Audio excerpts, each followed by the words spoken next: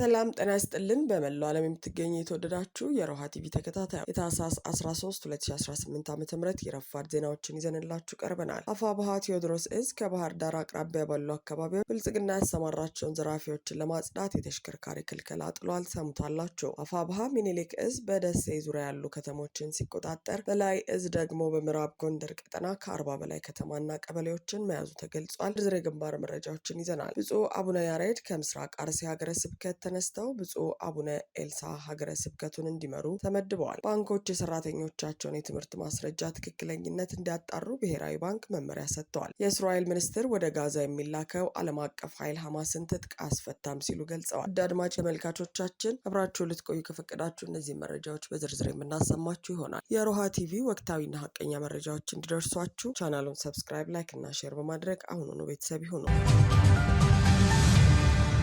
አፋብኃ ቴዎድሮስ እዝ በባህር ዳር አቅራቢያ ባሉ አካባቢዎች ብልጽግና ያሰማራቸውን ዘራፊዎች ለማጽዳት የተሽከርካሪ ክልከላ ጣለ። አፋብኃ ቴዎድሮስ እዝ 105ኛ ኮር 55ኛ ክፍለ ጦር በሚያስተዳድራቸው ቀጠናዎች የህዝብን ደህንነት ለመጠበቅ ሲባል የተወሰኑ መንገዶች መዘጋታቸው ተገልጿል። በሆዱ ተገዝቶ የአብይ አህመድ አሊን ወንበር ለመጠበቅ የሚዝረከረከው የአገዛዙ ኃይል ፋኖን ዘራፊ ነው ለማስባል ፋኖ መሳይ ብልጽግናዎችን በማደራጀት ሹፌሮቻችንንና ህዝባችንን እያንገላታ መሆኑን ደርሰንበታል ሲል ቴዎድሮስ እዝ ገልጿል። በመሆኑም ህዝባችንንና ሹፌሮቻችንን ከነዚህ ወንበዴዎች ዘረፋና ግድያ ለመከላከል ያመች ዘንድ ከዛሬ ታህሳስ 13 2018 ዓ.ም ጀምሮ ላልተወሰነ ጊዜ ከዚህ በታች የተዘረዘሩ መንገዶች ማለትም ከባህር ዳር ጭንባ፣ ቁንዝላ ደለጎ፣ ከዱር ቤቴ ዝህብስት ወገዳ፣ ከዱር ቤቴ ሐሙሲት ማማላ እንዲሁም ከዱር ቤቴ ቀደምት ላሊበላ ልሁዲ መንገዶች ዝግ ሆነዋል። በመሆኑም ህዝባችንም በእነዚህ ዘራፊ አካላት ላይ እርምጃ ወስደን በማስተካከል በፍጥነት ክፍት ስለምናደርግ እንደ ወትሮ ሁሉ በትዕግስት እንድትጠብቁን ሲል እዙ ጠይቋል። ይህንን መልእክት ጥሶ እገዳ በጣለባቸው መንገዶች ሲንቀሳቀስ በተገኘ አሽከርካሪ ላይ ለሚደርስበት ማንኛውም ችግር ኃላፊነቱን ራሱ ባለቤቱ የሚወስድ መሆኑን እዙ አሳስበዋል። አፋብኃ ሚኒሊክ እዝ በደሴ ዙሪያ ያሉ ከተሞችን ሲቆጣጠር፣ በላይ እዝ ደግሞ በምዕራብ ጎንደር ቀጠና ከ40 በላይ አካባቢዎችን መያዙ ተገለጸ። የአፋብኃ ሚኒሊክ እዝ በላጎ ተወርዋሪ ሻለቃ ደሴ ዙሪያ ወረዳና ኩታበር ወረዳ ባደረገው ተጋድሎ 4 ቀበሌዎችን ተቆጣጥሯል። በላጎ ተወርዋሪ ሻለቃ ታህሳስ 12 2018 ዓ.ም ከንጋት ጀምሮ በደቡብ ወሎ ደሴ ዙሪያ ወረዳና ኩታበር ወረዳ ባደረጉት ተጋድሎ ታላቅ ድል መቀዳጀታቸውን አስታውቀዋል። በተጋድሎውም በብልጽግና ጦር ይዞታ ስር የነበሩ ከተሞች ነጻ ወጥተዋል። ነጻ የወጡት ከተሞች ጽድ ገበያ፣ አጥንት መስበሪያ የተባሉ ከተሞች ሲሆኑ በተጋድለውም የአብይ አህመድ ዙፋን ጠባቂ መከላከያ፣ አድማ ብተናና ሚሊሻ ከፍተኛ የሆነ ሰብአዊ ኪሳራ አስተናግደው ሙትና ቁስለኛቸውን ይዘው ወደ ደሴ ሸሽተዋል። የሳጅን አደም አሊ ወይም አባናደው ክፍለ ጦር ፋኖች ታላቅ የጦር ሜዳ ጀብዱ ፈጽመዋል። እንዲሁም አንድ ተሽከርካሪ ሙሉ ያገዛዙ ኃይል ከጥቅም ውጭ ተደርገዋል። በተመሳሳይ በዚሁ ቀጠና በተደረገ ተጋድሎ የአማራ ፋኖ ብሔራዊ ኃይል ምስራቅ አማራ ቀጠና ሚኒሊክ እዝ ንጉስ ሚካኤል አሊኮር ሳጅን አደም አሊ ወይም አባናደው ክፍለ ጦር አንደኛ ሸዋንግዛው ካሳ ሻለቃ ፋኖች በምዕራብ ወሎ ግንባር ለጋምቦ ወረዳ ውስጥ ከገነቴ ከተማ ወጣ ብሎ የሚገኝ ቦታ ላይ ደፈጣ ጥለው ከደሴ ወደ አማራ ሳይንት በመጓዝ ላይ ያለ የአገዛዙ ኃይልን ድባቅ መጥተዋል። ታህሳስ 12 2018 ዓ.ም አመሻሽ ላይ ሻለቃይቱ ፋኖች በአገዛዙ ኃይል ላይ በፈጸሙት የደፈጣ ጥቃት ተሽከርካሪው ላይ ያለው ኃይል ሙሉ በሙሉ ከጥቅም ውጭ ሆኗል። በተሽከርካሪው ተጭኖ ሲጓጓዝ ከነበረው የብልጽግናው ኃይል መካከል አንድ አድማ ብተና በህይወት ተርፎ ሲማረክ፣ ሌሎች ዶጋመድ መሆናቸው ተረጋግጧል። በአርበኛ ለልኝ ተሰማ የሚመራው የሳጅን አደም አሊ ወይም አባናደው ክፍለ ጦር ሰራዊት በቅርቡ ሪፎርም ሰርቶ ወደ ግዳጅ ከገባ ወዲህ በየዕለቱ በሚባል ደረጃ ታሪክ እየሰራ መሆኑን ሚኒሊክ እዝ ገልጿል። እንዲሁም የአማራ ፋኖ ብሔራዊ ኃይል ምስራቅ አማራ ቀጠና ሚኒሊክ እዝ ላስታ ጀነራል አሳምነው ጽጌ ኮር ማረጉ ተማረ ክፍለ ጦር ባደረገው ከባድ ትንቅንቅና ተጋድሎ በአገዛዙ ላይ የበላይነትን በመቀዳጀት ታላቅ ጀብዱ ፈጽመዋል። የብርሃኑ ጁላ ሰራዊት ታህሳስ 12 2018 ዓ.ም ከሌሊት ጀምሮ ማረጉ ተማረ ክፍለ ጦሩን ለማፈን በሚል በአራት አቅጣጫ ማለትም ከእንጃፋት በዝጊት አዲስ ዓለም አቅጣጫ፣ ከጥጉ ቀበሌ በድፍቋ ፈረስ መጋለቢያ አቅጣጫ፣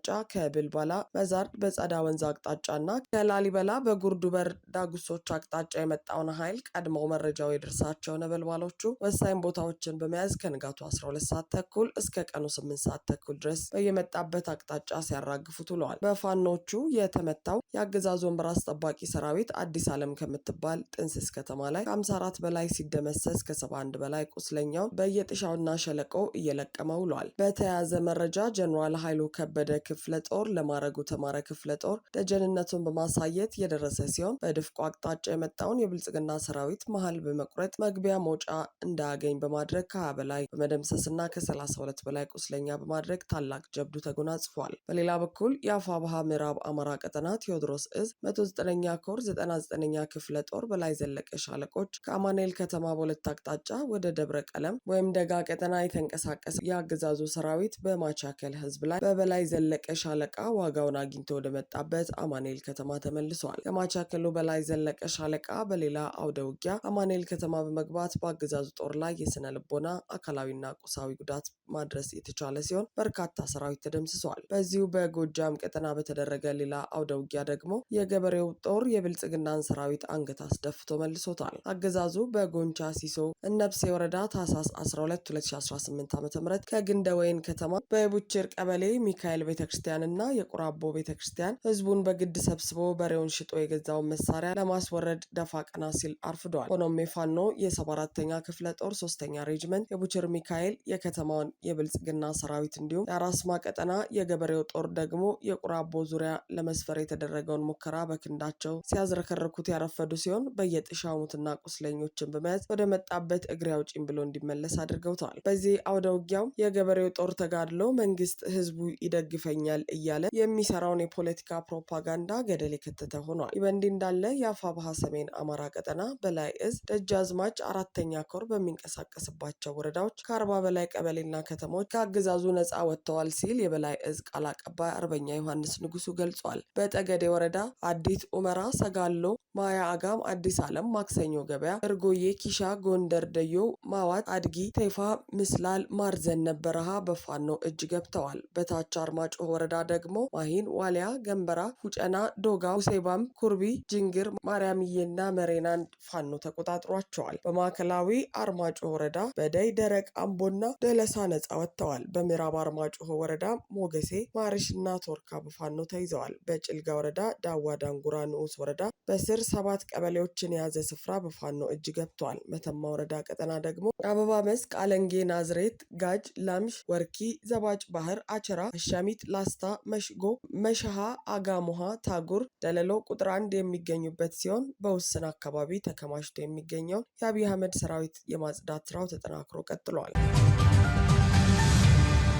ብፁዕ አቡነ ያሬድ ከምስራቅ ሐረሲ ሀገረ ስብከት ተነስተው ብፁዕ አቡነ ኤልሳ ሀገረ ስብከቱን እንዲመሩ ተመደቡ። ብፁዕ አቡነ ኤልሳ የምስራቅ ሐረሲ ሀገረ ስብከትን እስከ ግንቦት የቅዱስ ሲኖዶስ ርክበ ካህናት ጉባኤ ድረስ ደርበው እንዲመሩ በቋሚ ሲኖዶስ ተመድበዋል። ብፁዕ አቡነ ኤልሳ የሶማሌ ክልል ጅግጅጋ ሀገረ ስብከት ጳጳስ ከሚመሩት ሀገረ ስብከት በተጨማሪ የምስራቅ ሐረሲ ሀገረ ስብከትን እስከ ግንቦት 2018 ዓ.ም የቅዱስ ሲኖዶስ ርክበ ካህናት ጉባኤ ድረስ ደርበው እየመሩ እንዲቆዩ በቋሚ ሲኖዶስ ተወስኖ በቅዱስ ፓትርያርኩ በተጻፈ ደብዳቤ ተመድበዋል። ቋሚ ሲኖዶስ በምስራቅ ሐረሲ ሀገረ ስብከት ከሚገኙ ካህናት፣ ወጣቶችና ምዕመናን የቀረበለትን ተደጋጋሚ አቤቱታ ሲቀበል እንደነበር ገልጸዋል። ይህን መነሻ በማድረግ አጣሪ ልዑክ መድቦ ችግሩ በዝርዝር ተጠንቶ እንዲቀርብለት ካደረገ በኋላ ሪፖርቱን መነሻ በማድረግ ባስተላለፈው ውሳኔ መሰረት ብፁዕ አቡነ ያሬድ ከምስራቅ ሐረሲ ሀገረ ስብከት ተነስተው የኢትዮጵያ ኦርቶዶክስ ተዋሕዶ ቤተክርስቲያን የሰበካ ጉባኤ ማደራጃ መምሪያ ኃላፊ ሊቀ ጳጳስነት ስራቸውን እንዲያከናውኑ እስከ ግንቦት የቅዱስ ሲኖዶስ ርክበ ካህናት ጉባኤ እንዲቆዩ ውሳኔ አስተላልፈዋል። የቅዱስ ሲኖዶስ ምልዓተ ጉባኤ ጥቅምት 2018 ዓ.ም ባደረገው ጉባኤ ቋሚ ሲኖዶስ የተከሰተውን ችግር በመመርመር መፍትሄ እንዲሰጥ ውሳኔ ማስተላለፉ ይታወሳል።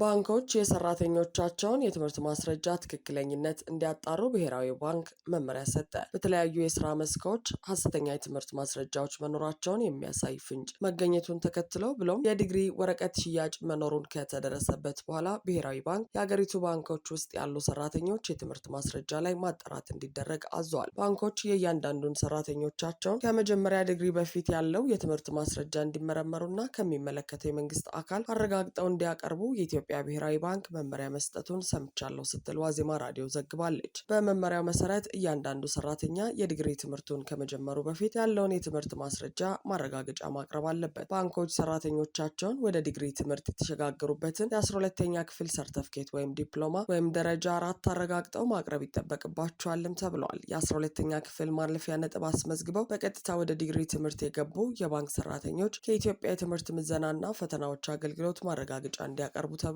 ሰራተኞች የሚያቀርቡት የ12ኛ ክፍል የትምህርት ማስረጃ ማረጋገጫ ከአገልግሎቱ ለማግኘት በአካል ወይም በዲጂታል አማራጭ በተዘጋጀው ድረገጽ መጠቀም ይችላል። በዲፕሎማ ወይም ደረጃ 4 የትምህርት ማስረጃ ዲግሪ የተማሩ ሰራተኞችም በተመሳሳይ ከሚመለከታቸው የክልልና ከተማ አስተዳደር ተቋማት ማረጋገጫ ማቅረብ ይጠበቅባቸዋል። ሰራተኞች ለዲግሪ ትምህርት መግቢያ ያስመዘገቡት የዲፕሎማ ማስረጃ ትክክለኛነት የሚረጋገጠው ማስረጃው ከተገኘበት ክልል ቴክኒክና ሙያ ኤጀንሲና ከተማ አስተዳደሮች የስራና ስልጠና ቢሮዎች ነው። ባንኮች ይህንኑ የብሔራዊ ባንክ መመሪያ ለሰራተኞቻቸው ማሳወቃቸውንም ለማወቅ ተችሏል። አንዳንድ ባንኮች ከግል ከፍተኛ ትምህርት ተቋማት መረጃ ባስመዘገቡ ሰራተኞቻቸው ላይ ያተኮሩ ሲሆን አስከትለው የሁሉንም ሰራተኞች መረጃ የማረጋገጥ እቅድ ይዘዋል። ብሔራዊ ባንክ መመሪያውን ከማውረዱ በፊት አንዳንድ ባንኮች በራሳቸው ተነሳሽነት የሰራተኞቻቸውን የትምህርት ማስረጃ የማረጋገጥ ሙከራ አድርገዋል። ይሁን እንጂ የትምህርት ማስረጃ ማረጋገጥ አሰራራቸው ከመሰረቱ ሐሰተኛ ባለ ዲግሪዎችን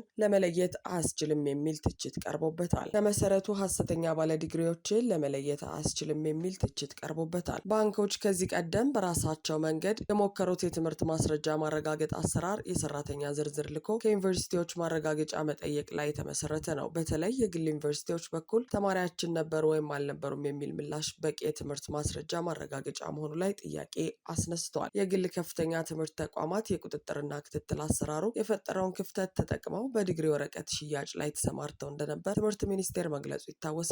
በዚሁ ምክንያት የትምህርትና ስልጠና ባለስልጣን የግል ከፍተኛ ትምህርት ተቋማት በራሳቸው የዲግሪ ወረቀት አትመው መስጠት እንዳይችሉ አግዷቸዋል። ባለስልጣኑ በግል ከፍተኛ ትምህርት ተቋማት ላይ ባደረገው ማጣራት በ10 ዓመት ካስመረቁት 1.1 ሚሊዮን ተማሪዎች መካከል ከ100,000 በላይ ሐሰተኛ የትምህርት ማስረጃ ያስመዘገቡ መሆናቸውን እንደደረሰበት መግለጹ ይታወሳል። ሐሰተኛ የትምህርት ማስረጃ ከተገኘባቸው ግለሰቦች መካከል ከፌዴራል እስከ ክልል የመንግስት ከፍተኛ አመራሮች ይገኙበታል ተብሏል።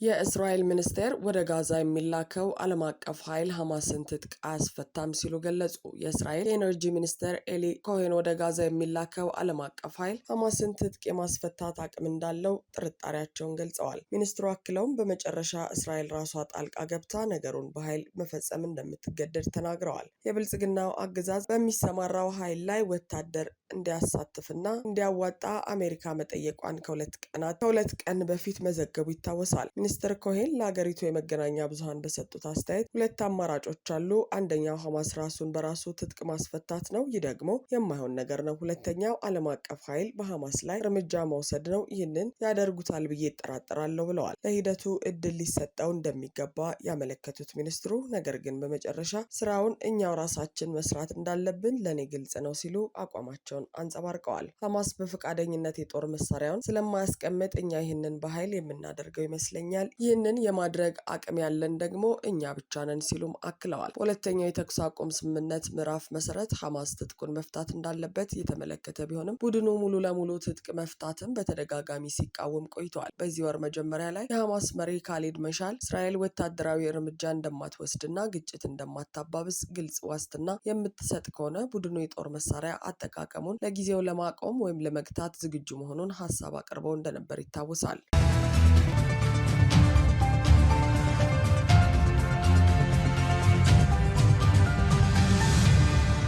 አድማጭ ተመልካቾቻችን የሰዓቱ የሮሃ ቲቪ ዜናዎች የተከታተላችኋቸውን ይመስሉ ነበር። አብራችሁን ስለነበራችሁ ከልብ እናመሰግናለን። ሰላም።